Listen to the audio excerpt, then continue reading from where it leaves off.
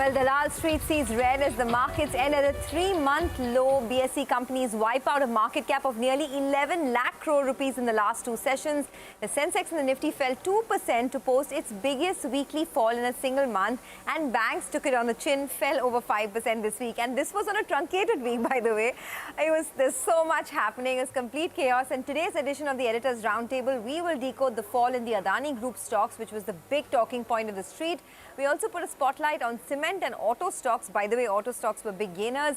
And we analyze a SEBI study which says that 9 out of 10 traders lose money in F&O transactions. I'm Sonia Shenoy, and it's a full house today here. We have Prashant, Anuj, Nigel, Nimesh, and of course our special guest for the show, Gautam Dugar, is also joining us. Gautam, thanks for being with us on the show. But folks, this was a week we thought we could relax. You know, it was a truncated week. But hey, guess what? Bang, and the market decided not to oblige, right? Before you guys start about markets down, this, that, the other, I want to say a positive, optimistic thing. Out of a holiday into a holiday, right? So I think we can use that as a buffer and then discuss markets, right? And I think I'll latch on to one positivity which came out of this week, which was Pathan. And I think the way, and... Did you watch it? I'll watch it this weekend. I could not yesterday because I wanted to, but I'll watch it this weekend.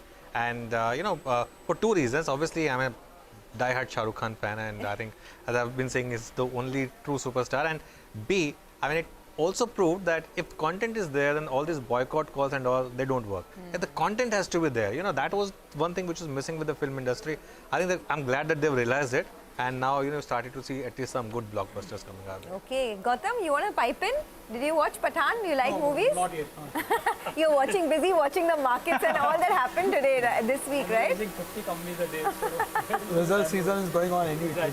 We are now. But how did you feel about the whole market fall and this whole Adani Group fall? I mean, what's your, what's been your takeaway from that? So I think market fall, in a way, it lightens up the positions. We've gotten a bit complacent last year because India outperformed by 25-odd%. On its own, India was not expensive to begin with. Even at 18,400, you were trading at 18.5, 19 times 1 year forward, which is bang in line with long period average. Now at 17,500, there is a room for an upside because now you trade at 17.5 times. So far, earnings season is in line. Of course, there are some downside risks which are always there. Consumption sector has been slowing down. The results from the consumption sector have been very weak. Banking has been a bright spot so far in the result season. IT, while everybody expected that sector will disappoint, but sector has stood quite well in terms of performance. Couple of companies upgraded their guidances, and rest of the cyclical pack is yet to post numbers. I think even Reliance was a big beat, at least on our estimates. So numbers have, while some sectors have shown a bit of a weakness, but by and large, on an aggregate, numbers have been pretty good.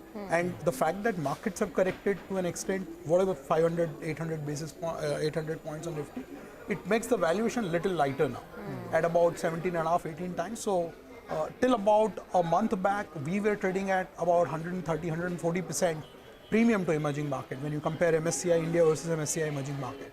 Now that would have come down a little bit. We were at peak trading at 160% premium in October. So a lot of that premium has been shaved off. It is still at a premium. Our long period average is 65-70%. That I think India deserves. But in the last 12 months, when rest of the market corrected, this premium had exploded. Okay. But Anuj, that brings us to the point of what happened this week, right? I mean, of course, there are big events upon us. There's the union budget, there's the FOMC meeting. But this week, the market broke the lower end of the trading range. How important is that? And do you think that could, pave the way for more downsides, perhaps? Yeah, and just to extend the point that Gautam made, and look, India is always expensive. I always say that Indian market is like Malabar Hill property. You'll always get it expensive. You'll never get it cheap, right? So it's just a question of how much more expensive. Look, on the market, I'll tell you one thing. I think 3 or 4 weeks back, I had spoken about 20 DMA halt. Whether that gets confirmed or not. I think that's got brutally confirmed now. Now what I'm watching out for is the 200-day moving average. Because, just like bad news came in at the 20-day moving average, I won't be surprised if good news comes in at 200-day moving average. And that's why I give so much importance to these price levels. Now, what are those levels to watch out for? On the Nifty, we are now just 1.5% away, actually maybe slightly more because in the last hour there was a bit of a bounce which I may not have captured in my graphics. But let's say 2% away from the 200-day moving average. The bank Nifty is 3.7% away from the 200-day moving average. But I tell you what, the two leaders of the market, ICICI Bank and State Bank of India, which led the Nifty and the Bank Nifty all through last year, they are already at the 200-day moving average. So if they are there, then I think it's a matter of when and not if Nifty also goes there and tests it, even if it's successful or not. Now, there are some indices which I'm looking at in terms of the 200-day moving average cushion. The mid-cap index, by the way, is already at 200-day moving average. We discussed Bank Nifty is about 3.7% of 200-day moving average. Nifty IT is still about 2% above 200-day moving average. Then the three indices that I'm keeping an eye on, which have had a big rally, and I think that's something that you got to keep an eye on. Nifty Metals, by the way, China opens up on Monday, and that could be a big trade. 7.5% of its 200-day moving average. FMCG and auto, they're still about 4.5 to 5% above the 200-day moving average. But if you look at the stocks, and that is where the problem is, the big stocks of the market are at or below the 200-day moving average. ICICI Bank is at 200-day moving average. SBI is at 200-day moving average. Infosys is at 200-day moving average. TCS is just 0.5% higher than 200-day moving average. And one thing which we haven't spoken about or haven't given enough importance is very quietly Reliance has broken down. Actually that's one thing which has really impacted the market sentiment. Reliance is 9% below its 200-day moving average. So going forward, I'm keeping an eye on three stocks: Reliance, ICICI Bank and SBI, because they need to bounce. They were the stocks which led the market rally last year, and all these three stocks have now fallen 15 to 20%. Their combined weight on the index is more than 25%. And with the kind of fall that they have seen, that's really impacting the market. So I'll keep an eye on this, and of course the 200-day moving average. But the big talking point was the Adani Group stocks, where there was quite a bit of selling pressure for 2 days in a row. And Nimesh is going to tell us what exactly happened over there. Nimesh? I know there was massive sell-off in the Adani Group stocks. I'm not saying that there was panic selling, not only in the market, but in the overall Adani Group stocks as well. But while we all are talking about panic selling and all, the fact is there are some important fundamental data to track for all the group stocks of Adani Group. So let me start with Ambuja Cement first. The stock, closed around at 385, 389 levels, but intraday the stock fell below the 385, the open offer price at which Adani's bought from Wholesale and made an open offer. In fact, it hit a low of 350 in the middle trade. And the other important point is the promoters are infusing money in Adani's in Ambuja Cement at a price of 418 rupees. It's through preferential warrants.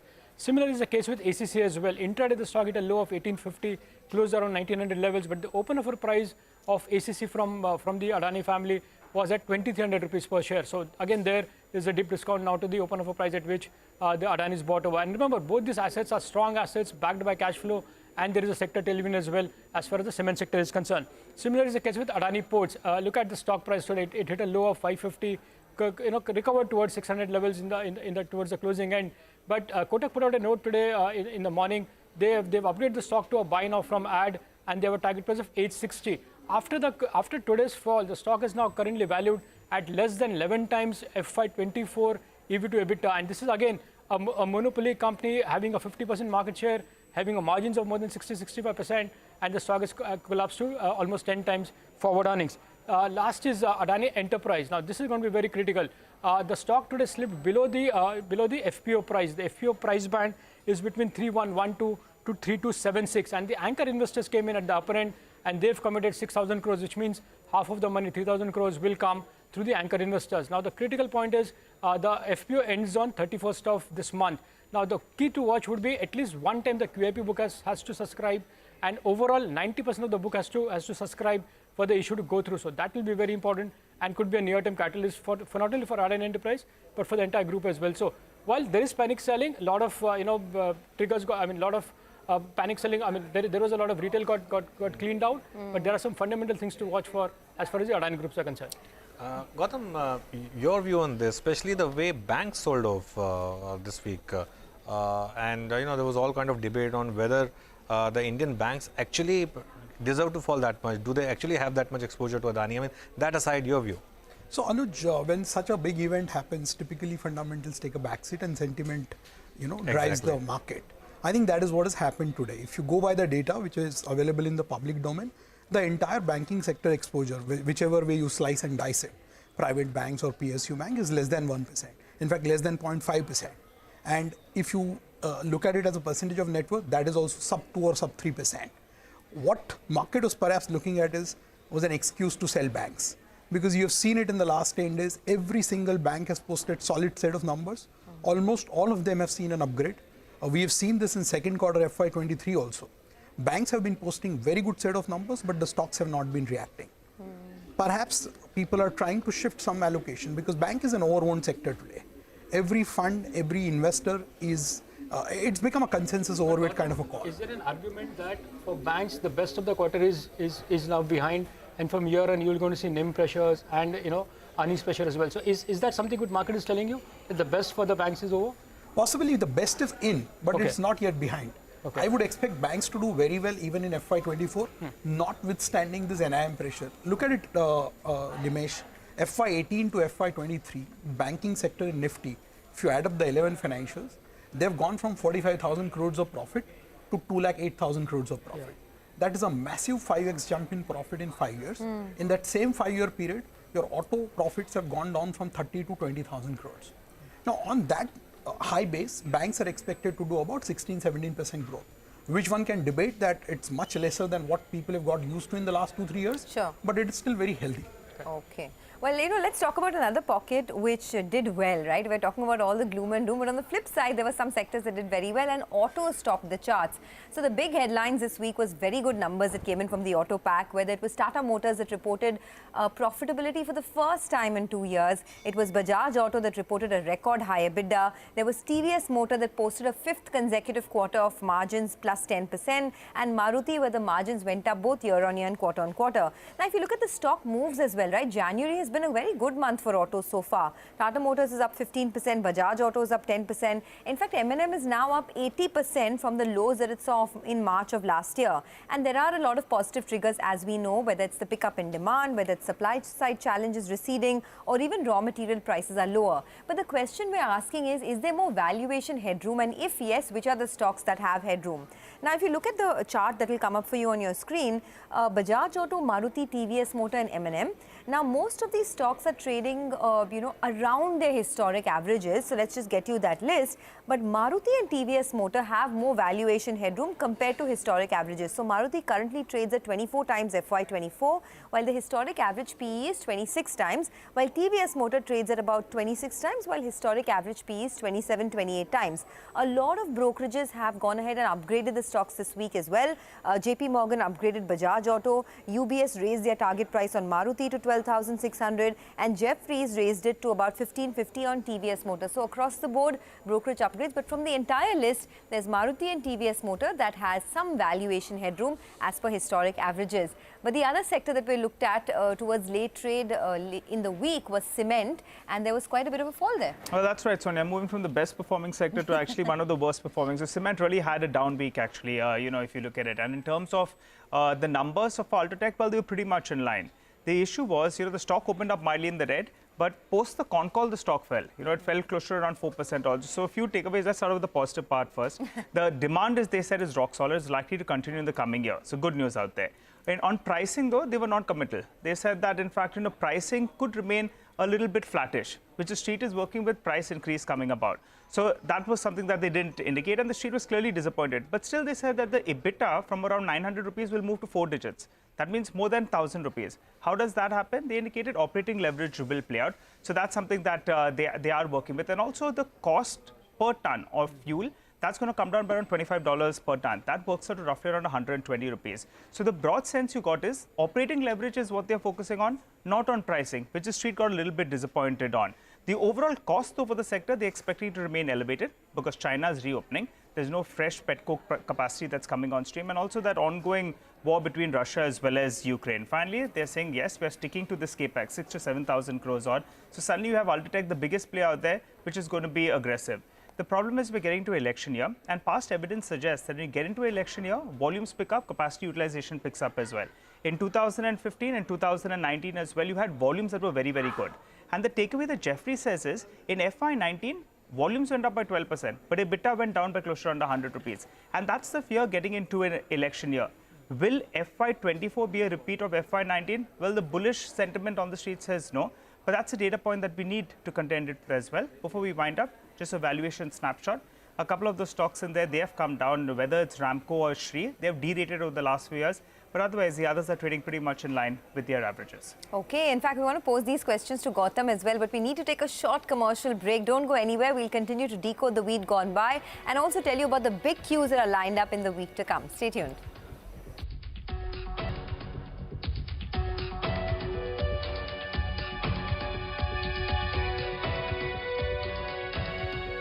Welcome back to the Editor's Roundtable on CNBC-TV18. Now, the big headline, of course, was the massive fall that we saw on the Adani Group stocks. But let me bring in Ritu Singh, who has the exclusive response from State Bank of India on the Adani stock rout on the back of the Hindenburg report. The bank has said that SBI's exposure to Adani Group is well below the large exposure framework of the RBI. Ritu has more on that. Ritu, over to you. Well, that's right, Sonia. SBI, one of the largest lenders to Adani Group, has just told us, and I'm quoting this verbatim from the managing director in charge of corporate accounts at State Bank of India, who I just spoke with, who said, the group exposure of Adani Group is well within the large exposure framework limits, which is 25% of the bank's Tier 1 capital. Secondly, all of the exposure of SBI is secured by cash-generating assets, and any acquisitions that the Adani Group may have been making is largely from overseas market borrowing. So there is very little exposure as far as the Indian banks are concerned. Secondly, and more importantly, the bank highlighted that the Indian bank's exposure to Adani Group has been declining over the past 2 to 3 years, and that is a trend that we've been seeing as well. And at the same time, their debt to EBITDA has been improving as well, which improves their debt service obligations as well. As is known, there is the exposure build up to the Indian banking system on this account, therefore, has been low. SBI also, in the meantime, keeps reviewing the exposure to check whether there is the likelihood of any stress build-up over the next 12 months. And from those tests, SBI has been able to tell us that there is no concern on devolvement of Adani Group loans. And if any action is required, they will take time, measures from time to time to ensure that their exposure is safe. And as of now, no concern whatsoever on their exposure to the Adani Group. All right, Ritu, thanks very much for that. That's an important story which we will continue to track. Gautam Dugat, of course, is still with us. Gautam, away from all of this, earnings are coming through, and you mentioned a little bit about the kind of earnings we're getting. I wanted your thoughts on Dixon, which is, of course, well-tracked, institutionally owned stock. Big cut after the earnings disappointment. A view on the stock, and what do these earnings tell us about, the overall sort of optimism about manufacturing in India, because that was the poster boy, right? Yeah, so see, Dixon, we don't cover yet. I've seen the earnings. I think they've lowered the guidance. I think the market reacted more to that. Because I remember at the beginning of the year, the guidance was 18,000 crores of revenue. And then it was brought down to 14,500. And I think now it is somewhere about 12,500. Particularly the mobile and consumer electronics segment is where they've seen a lot of downside. And obviously stocks we've seen across sectors, wherever the PEs are high and growth is not coming through, they're getting punished. So this was one more addition to that list. That aside, if you check through the other consumption results also, I think barring Hindustan Lever and some of the auto sector companies which have posted good set of numbers, almost every single consumer company, especially on staples as well as on discretionary, whoever has posted the result, they have disappointed on demand. Companies are reporting single-digit top-line growth for 4, 5 quarters consecutive basis. We've seen earnings cut of 10, 12%. Big names which have seen earnings decline for 4, 5 quarters in a row. So maybe we are living through a consumption slowdown period right now, which has been ongoing for last 2, 3 quarters, exacerbated by what has happened in the rural India for last, 8, 9 months. Urban, we had seen a big pent-up after 2 years of pandemic in CY22. So this year, urban should normalize, and that's why the hope from the budget is that the government will put some money in the hands of bottom of the pyramid population, because this year you are talking about 8 very important state elections, which then culminates into 2024 large one. And this will be the last budget, full-fledged budget of this government. So that is where I think a budget comes very handy. But that aside, high PE stocks where growth is not getting delivered, guidances are getting cut, there is a clear reaction from the market. And Dixon falls into that category. Absolutely. Well, let's move on then. A SEBI study has revealed that 89% of traders in F&O lose money. The other way to look at it is 11% make money, which is higher than the strike rate in IIT entrance exams. So, and if you want to look at things positively, but Prashant, you have all the details, right? I do. I mean, you know, we're hearing from all finfluencers and all kinds of influencers that trading is the way to go, right? And I think the SEBI report gives us a reality check that it is not easy. Let me just go across to the wall and tell you what exactly the report says. So let me tell you what the scope of the report is. I mean, I'm calling it, does Satta make money, right? And this is, of course, from no less than SEBI, the market regulator. This is a 33-page report. They've analyzed P&L of individual traders. So this kind of excludes institutional traders, you know, prop books, etc. So this is individual traders.